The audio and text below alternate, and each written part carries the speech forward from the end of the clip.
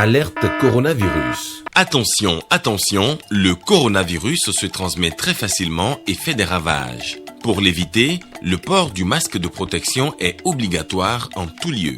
Dans l'administration publique ou privée, dans les réunions, les rencontres, dans les marchés, les magasins, les boutiques et lors des déplacements, le port du masque est obligatoire. Même dans les lieux privés, dès lors que l'on n'est pas seul, le masque doit être le fidèle compagnon. Mais attention, le port de masque de protection ne dispense nullement d'appliquer les autres mesures de prévention, notamment le lavage des mains à l'eau et au savon et l'observance de la distance de sécurité sanitaire d'au moins 1 mètre entre personnes. Enfin, s'abstenir de porter des gants en vue du lavage régulier des mains à l'eau et au savon ou de l'application de gel hydroalcoolique. Pour tout savoir sur l'épidémie du coronavirus au Bénin, rendez-vous sur le site web www.gouv.bj/coronavirus. Ceci est un message du gouvernement de la République du Bénin. Bonjour à tous, dans l'actualité ce 13h, la police républicaine présente le tableau des faits après les premiers éléments d'enquête suite à l'agression à main armée perpétrée contre Galiou Soglo. Elle a donné un point de presse dans la matinée de ce dimanche. Vous en saurez davantage. La Chambre de commerce et d'industrie du Bénin outille les opérateurs économiques de la région économique de l'Ouémé et du Plateau sur les modes alternatifs de règlement des litiges. Une séance de sensibilisation est organisée dans ce sens. Et puis Enabel, la coopération belge de développement a procédé à la remise de nouveaux emballages de conditionnement d'ananas aux producteurs d'ananas du Bénin. Ces cartons sont conçus pour préserver la qualité de l'ananas produit au Bénin vers le marché international. Voilà pour le sommet. Bienvenue si vous nous rejoignez. Suite à l'agression à main armée perpétrée contre Galiou Soglo, la police républicaine a donné un point de presse dans la matinée de ce dimanche. Il était question pour le porte-parole de la police républicaine de livrer le tableau des faits après les premiers éléments d'enquête. Le commissaire principal de police, Roger Tawès, est au micro de Nikano Corvi et Simon Villon. Il est revenu à la police républicaine que le vendredi 5 février 2021, alors que M. Galiou Soglo se rendait à sa ferme située dans le village à Vagbert, arrondissement de Kpanrou, dans la commune d'Abomey-Calavi, le véhicule Lexus qui le transportait aurait essuyé des coups de feu simultanément sur ses deux flancs pendant qu'il roulait autour de 20 heures dans la brousse sur une piste isolée située à 3 km environ de la voie bitumée. Son chauffeur aurait réussi à forcer le passage et a poursuivi son chemin avant de se replier sur Cotonou à 30 km plus loin en prenant un contournement. Instruite par le procureur de la République près le tribunal de première instance d'Abomey-Calavi, la police républicaine a aussitôt ouvert une enquête de flagrance et s'est portée sur place pour les constatations et une reconstitution des faits en présence du conducteur. Les spécialistes de la police scientifique et technique sont également intervenus sur le véhicule pour des constatations. Les investigations se poursuivent. Toutes les hypothèses seront étudiées pour élucider cette affaire et déférer la procédure d'enquête subséquente devant le procureur de la République. Autre actualité dans ce 13h, la présidente du parti Union démocratique pour un Bénin nouveau poursuit sa tournée de restitution dans les communes du Bénin. Claudine Afiavi Prudencio s'est rendue à Abomey-Calavi à Paou. La présidente de l'UDBN s'est entretenue avec ses militantes et militants sur les raisons qui motivent le choix de Patrice Talon comme candidat à la présidentielle du 11 avril prochain. Précision Ricardo Loïc-Pekou et Bruno Rotego. Aux côtés de ses militantes et militants de la 6e circonscription électorale, Claudine Afiavi Prudencio est allée célébrer la bonne gouvernance instaurée depuis 5 années par le président Patrice Talon. Il a donné de l'eau aux Béninois. L'électricité, n'en parlons pas. Maria Gleta 2, c'est à Abomey-Calavi, non? Notre pays est devenu très beau. Nous devons rester derrière lui et le pousser pour qu'il continue l'embellissement du Bénin. Ou bien continuer dans la même dynamique. Claudine Afiavi Prudencio et les membres du bureau exécutif de l'UDBN s'y engagent. Désormais, c'est une fierté d'être béninois. Les aveugles peuvent voir, les sourds peuvent entendre. Dans cette même salle, nous avons eu à faire un petit calcul. Nous avons estimé que nous sommes indépendants il y a 60 ans. Le chef de l'État a pris les rênes de ce pays il n'y a que 5 ans. Nous étions en 1960 au même niveau que la Chine. Si ce qui est fait en 5 ans, dans 60, il y a 12 fois 5 ans. Si ce qui est fait en 5 ans est multiplié par 12, nous serons certainement au même niveau que la Chine. Celui qui fait un travail de cette envergure, est-ce qu'on doit l'abandonner? Face aux militantes et militants, la présidente de l'UDBN s'est par ailleurs réjouie de l'éclatante lutte contre la corruption engagée par le président Patrice Talon. dans cette lutte contre la corruption, il ne connaît pas de frères, de sœurs ni d'amis. Il a raison, parce que si on ne fait pas ça, le pays ne pourra pas avancer. Les concours de la fonction publique, aujourd'hui, même si tu n'as pas de parents nantis, si tu n'as pas un parent au niveau décisionnel, tu peux aller à ton concours et passer aisément. De quoi rassurer les jeunes et les femmes de l'UDBN qui ne cachent pas leur admiration. Ces réformes, quoique dures, éprouvantes et tenaces, ne vous ont pas découragé ni émoussé vos ardeurs de femmes amazones. Ces réformes vous ont plutôt renforcé et élevé au rang de femmes leaders à tous égards. C'est le moment pour nous, femmes et militants, UDBN, d'être résolus. Claudine Afiavi Prudencio s'est par ailleurs rendue dans l'arrondissement de Pau. Au thème des échanges qu'elle a eus avec ses militantes et militants, la présidente de l'UDBN exprime son satisfecit. Claudine Afiavi Prudencio, fière des réformes impulsées par le président Patrice Talon depuis 2016, ne formule qu'un seul vœu: poursuivre la dynamique. Elle y travaille résolument. Passons à présent à cette interrogation. Quelle est la place des forces de défense et de sécurité publique dans la préservation de la paix au Bénin? Une question à laquelle la Fondation Malais Rosso a trouvé réponse en initiant à leur profit une cérémonie d'hommage. Nikano Kovi et Patrick Nimavo nous en disent plus. Nous les musulmans, notre âme, AKM, c'est le Coran. Qui veut la paix prépare la guerre. Et au nom de cette paix, la Fondation Malais Rosso dégaine le Coran avec comme intention de prière la félicité appelée sur les forces de défense et de sécurité publique. Nous nous sommes réunis ici aujourd'hui, je dis pour rendre grâce à Dieu et féliciter les agents en uniforme à partir du chef de l'État qui est le chef suprême des armées. Si on parle de paix, je crois que sans ces hommes en uniforme, il n'y aura pas la paix. Aux paroles qui résonnent sont joints des actes qui se veulent plus parlants. Des trophées sont attribués au mérite au visage des forces armées et assimilées.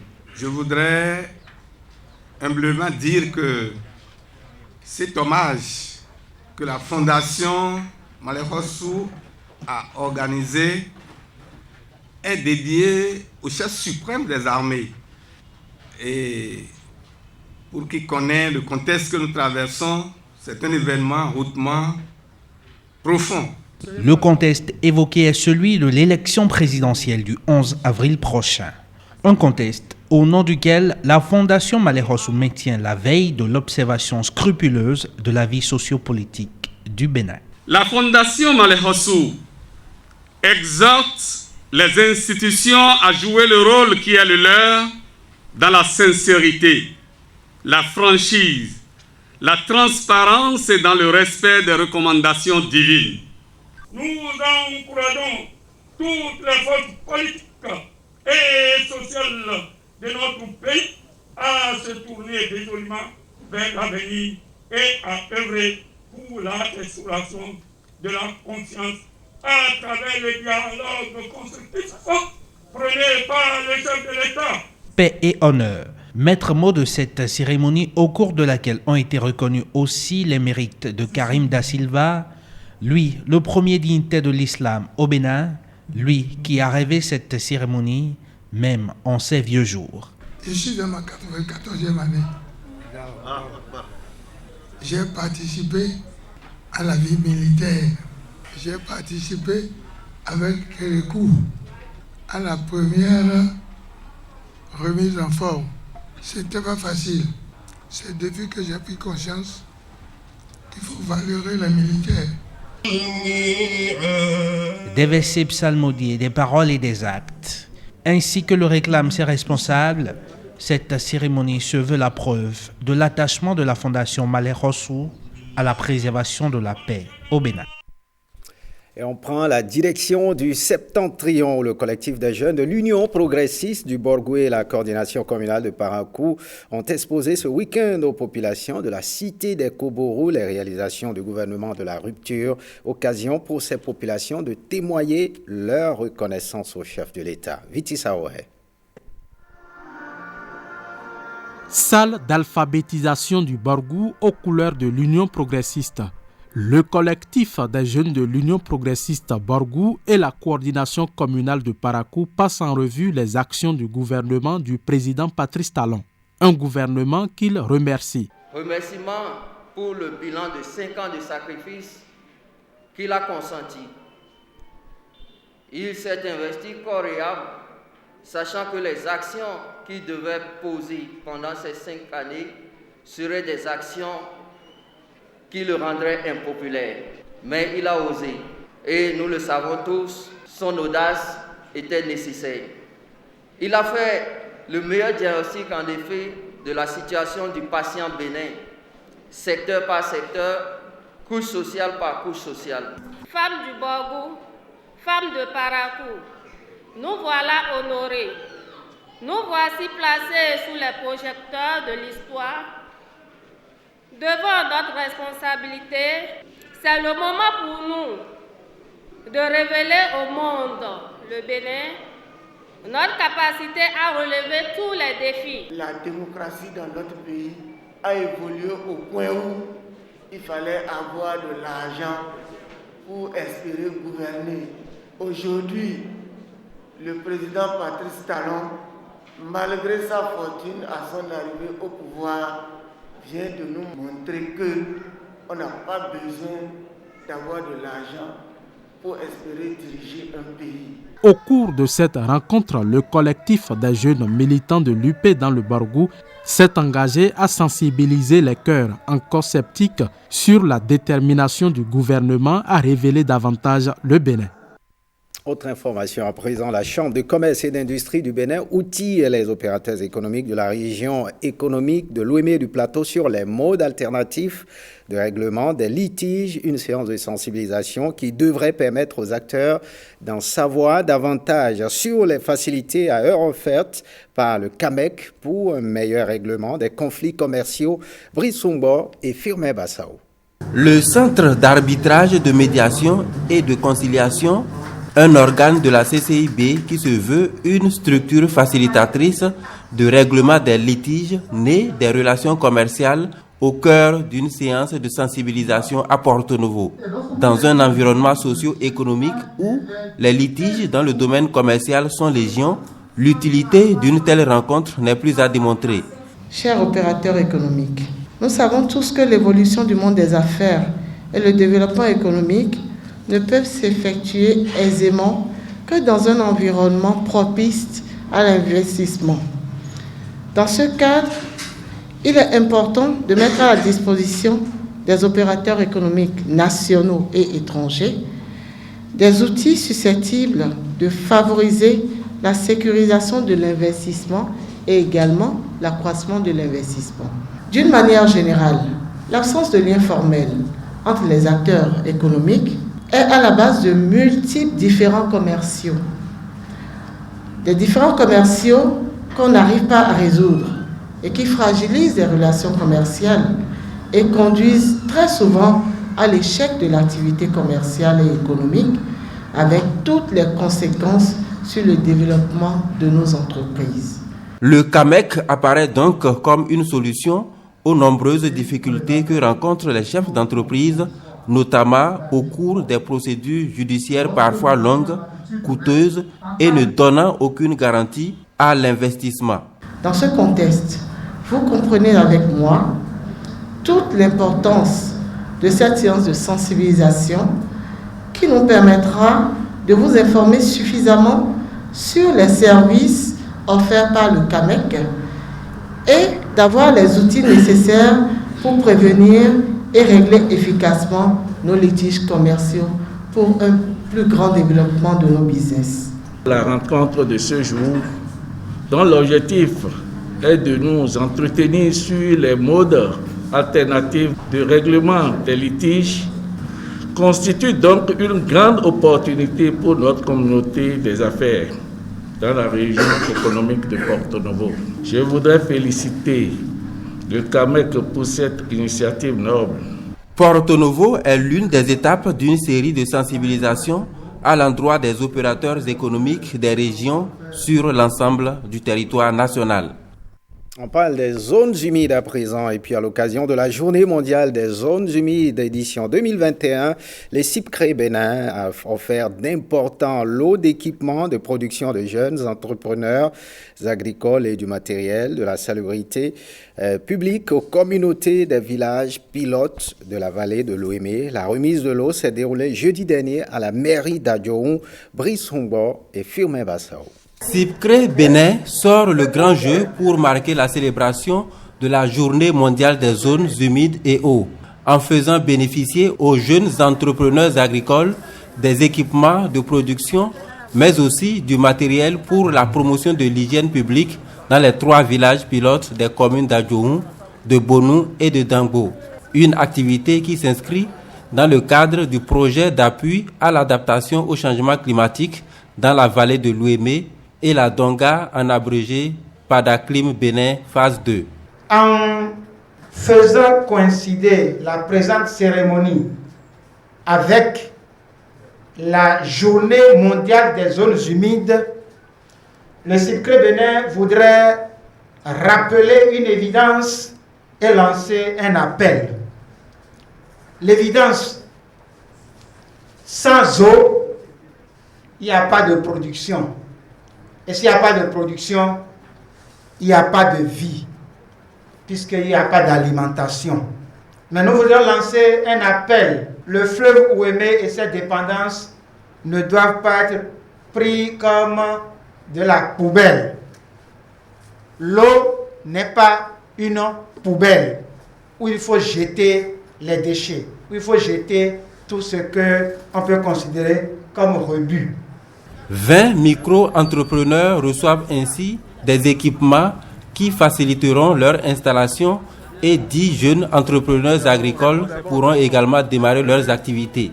Quant aux communautés des villages pilotes, elles sont aussi dotées en matériel de salubrité publique pour une bonne hygiène dans les communautés. La cérémonie de ce jour montre à suffisance que le CIPCRE Bénin, à travers ses actions, est résolument engagé sur divers chantiers que sont notamment la résilience face au changement climatique, l'amélioration de la sécurité alimentaire et nutritionnelle des populations vulnérables, la professionnalisation des exploitations agricoles familiales, la promotion de l'entrepreneuriat agricole des jeunes, etc. Ces problématiques sont bel et bien au cœur de la vision et des politiques sectorielles pilotées par le gouvernement de son Excellence, le président Patrice Athanase Guillaume Talon. Nous exprimons encore toute notre gratitude à l'ONG CIPCRE Bénin et ses partenaires pour leur accompagnement sans faille au profit des communautés d'Adjoun, de Bonou et de Dangbo, et recommandons aux communautés de la bonne utilisation des appuis. Dans un troisième volet dénommé Promotion du développement local, le projet envisage de promouvoir l'hygiène publique dans les villages pilotes à travers le système de lavage des mains dans les écoles, les marchés et autres lieux publics en réponse à la pandémie du coronavirus. Et cette actualité, Enabel, la coopération belge de développement a procédé à la remise de nouveaux emballages de conditionnement d'ananas aux producteurs d'ananas du Bénin. Ces cartons sont conçus pour préserver la qualité de l'ananas produit au Bénin vers les marchés internationaux. Précieux à Koironou et Ouensessa Sawaïmon. C'est dans ce carton que les ananas frais produits au Bénin seront désormais acheminés vers l'extérieur. Un nouvel emballage pensé et conçu pour améliorer la conservation du produit. Il y a cette jonction dans mon second carton. Lorsque l'ananas est conditionné dedans, pour que ça n'appuie pas sur l'autre, vous allez voir, il y a un petit trou ici et une jonction là qui permet de mettre l'un sur l'autre. Et les espaces que vous voyez permettent l'aération pour l'ananas. Parce que l'ananas, c'est une matière vivante qui, au cours de son transport, respire.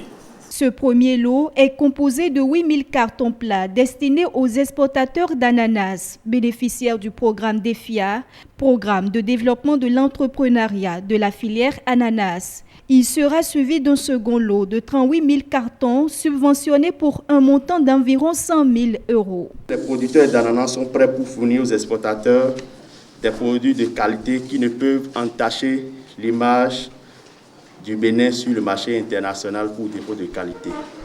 Je tiens à remercier le programme DEFIA pour la mise à disposition des emballages en carton de qualité qui permettront de garantir la qualité des fruits pendant l'exportation jusqu'aux consommateurs finaux.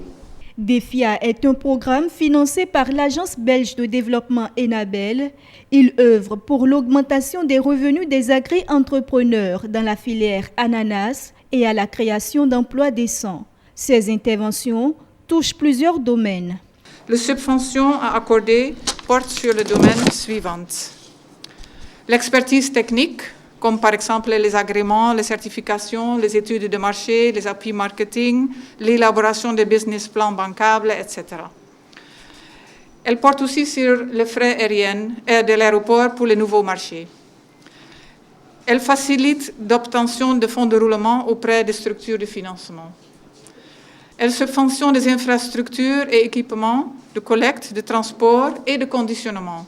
L'Agence belge de développement Enabel appuie le gouvernement du Bénin dans l'amélioration de la filière ananas. L'objectif est d'augmenter significativement le revenu de 6 000 entrepreneurs agricoles. Ce geste reste le fruit de la coopération agissante entre les deux pays.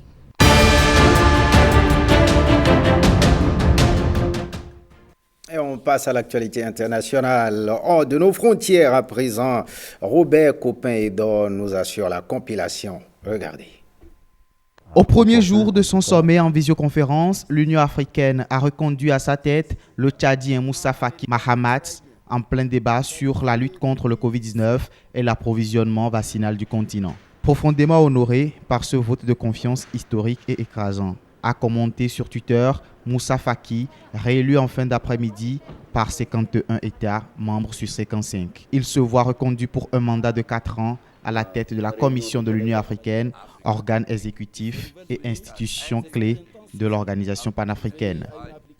Les Équatoriens protégés de masques votaient ce dimanche pour des élections présidentielles et législatives qui devraient se jouer entre la gauche et la droite, avec en toile de fond l'imposante absence de l'ex-président Rafael Correa, figure du socialisme latino-américain, condamné pour corruption.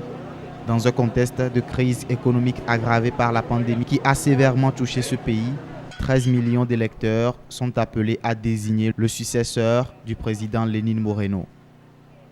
En Thaïlande, des dizaines de milliers de Birmanes manifestent à travers tout le pays contre le coup d'État qui a renversé Aung San Suu Kyi. Les contestataires, quelques 100 000 selon diverses estimations, étaient réunis à Rangoon près de l'hôtel de ville de la capitale économique où des policiers anti-émeutes étaient déployés en nombre. Personne ne peut accepter le coup d'État. Nous ne pouvons rien faire et nous ne pouvons pas non plus retourner dans notre pays. Et si je pouvais retourner maintenant, je vivrais dans la misère et ne serais pas aussi à l'aise qu'avant. Les arrestations se poursuivent. Plus de 160 personnes ont été interpellées selon l'association d'assistance aux prisonniers politiques basée à Rangoon. Aung San Suu Kyi, très critiqué il y a encore peu par la communauté internationale pour sa passivité dans la crise des musulmans, reste adulé dans son pays. Ce journal se refait. Merci de l'avoir suivi. Bonne suite des programmes sur l'ORTB. Passe sans vous.